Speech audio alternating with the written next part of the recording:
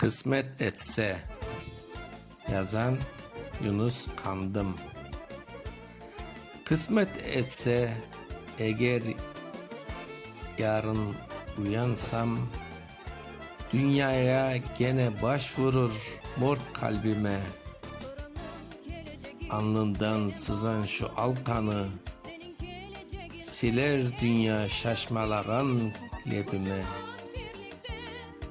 Allanırlar benim siyah leblerim,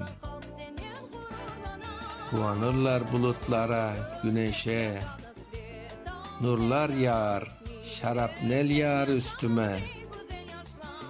Beşik kırılır, kabir düşer ateşe.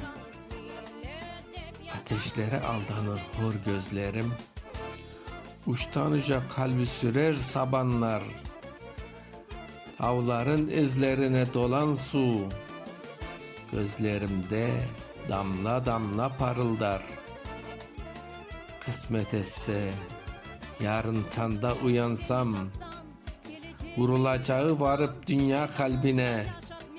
Kanatları kırık, göğsü yarılan bir kuş olup silineceğim lebine.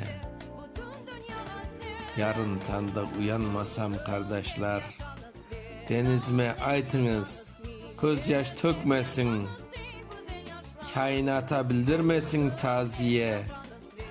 Aytınız oğa men kaytarım, toktasın.